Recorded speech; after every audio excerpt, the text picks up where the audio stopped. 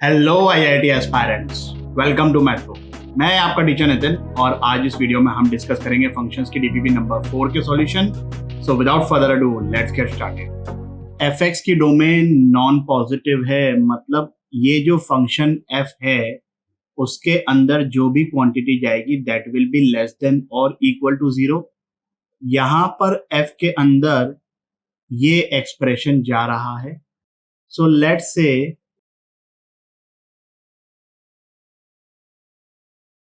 ये हमने थोड़ा सा अरेंजमेंट कर दिया ताकि चीजें थोड़ी खूबसूरत सी लगे। अब ये जो क्वाड्रेटिक है इसका हम ग्राफ प्लॉट करेंगे। फैक्टर्स किए इसके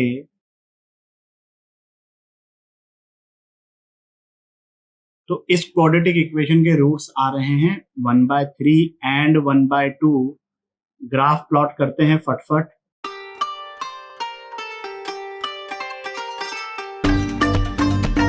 अब ये जो पार्ट है ग्राफ का between 1/3 to 1/2 both included, that is non positive और वही हमें चाहिए क्योंकि ये f के अंदर जो भी वैल्यू जा सकती है that is non positive.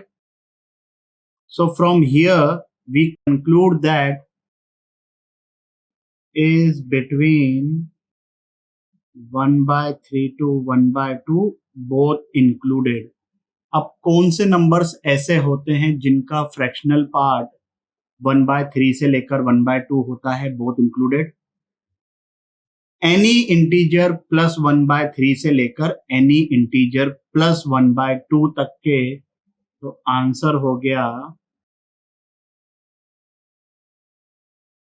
Clear with this? चलिए भाई आगे बढ़ते हैं। अब इस क्वेश्चन में greatest integer of x and greatest integer of -x दोनों हैं, तो हम बनाएंगे cases.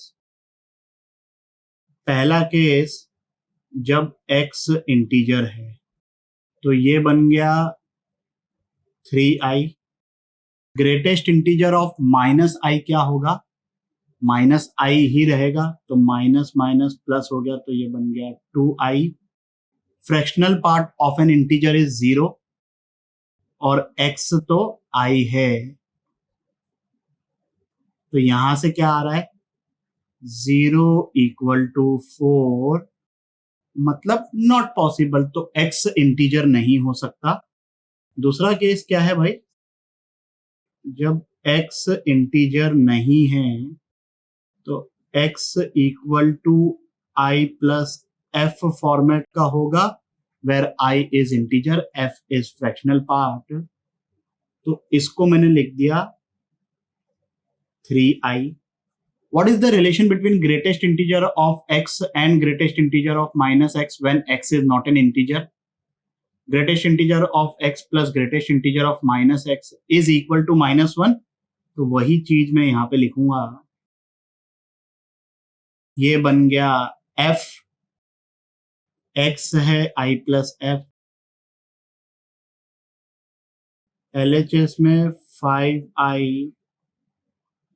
Plus 2 minus 3f is equal to 5i plus 5f -4 आ गया। 5i से 5i कटा तो यहां से हमारे पास 8f इक्वल टू 6 आ रहा है, मतलब f इक्वल टू 3/4 आ गया और कोई इंटीग्रल वैल्यू नहीं आई है। इसका मतलब कोई भी नंबर जिसका फ्रैक्शनल पार्ट 3/4 है that is going to satisfy this equation. तो आंसर क्या हो गया हमारा भाई? Integer plus 3/4। चलिए भाई आगे बढ़ते हैं। अब यहां पर भी केसेस बनाने पड़ेंगे।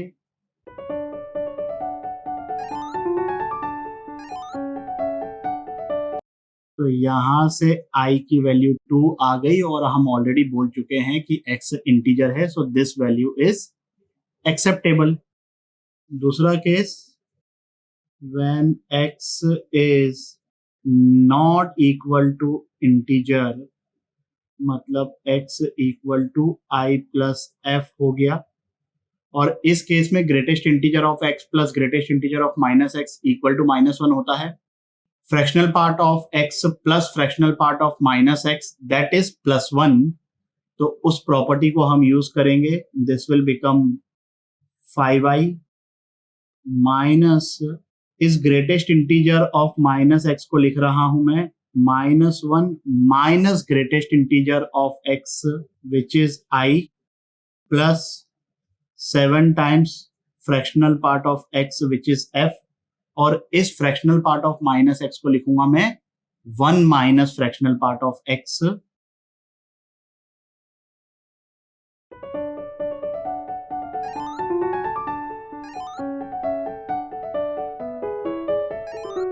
ये आप लोगों को पता है कि हमने क्यों किया है, because we know that f is from 0 to 1. In general 0 पर क्लोज्ड ब्रैकेट होता है, बट इस केस में क्योंकि हम ऑलरेडी बोल चुके हैं कि x इंटीजर नहीं है, f 0 नहीं हो सकता. सो f इज बिटवीन 0 and 1, मतलब 6 minus 3i/4 is between 0 and 1. तो 2/3 से लेकर 2 तक के सिर्फ एक ही इंटीजर है which is 1 and f is 6 minus 3i/4. i plus f बोले तो 7/4. एक x की वैल्यू ऑलरेडी 2i थी, एक x की वैल्यू 7/4 आ गई. Clear with this? चलिए आगे बढ़ते हैं. These 3 numbers are in harmonic progression. इसका मतलब क्या होता है? Middle term is equal to 2 times the product of first and third term divided by the sum of first and third term. ये तो हमको पता है ना हार्मोनिक प्रोग्रेशन से.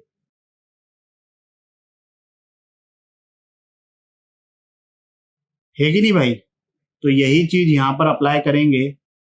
Greatest integer of x is equal to 2 times fractional part of x into x by fractional part of x plus x. x को अपन ले लेते हैं i plus f. तो ये चीज बन जाएगी i 2 times fractional part of x which is f into x which is i plus f divided by f plus i plus f. चीजों को क्रॉस मल्टीप्लाई किया, ब्रैकेट ओपन करेंगे तो 2fi LHS और RHS में कैंसिल आउट हो जाएगा. So we are getting i square is equal to 2f square. तो f स्क्वायर की वैल्यू आ गई i स्क्वायर बाय 2. अब f जो है वो 0 से 1 तक होता है, 0 पर क्लोज्ड ब्रैकेट. तो f स्क्वायर भी कहां से कहां तक होगा? 0 से 1, 0 पे क्लोज्ड ब्रैकेट. इसका मतलब i स्क्वायर बाय 2 भी 0 से 1 तक, 0 पर क्लोज्ड ब्रैकेट. अब 0 से लेके 2 तक 0 पर क्लोज्ड ब्रैकेट.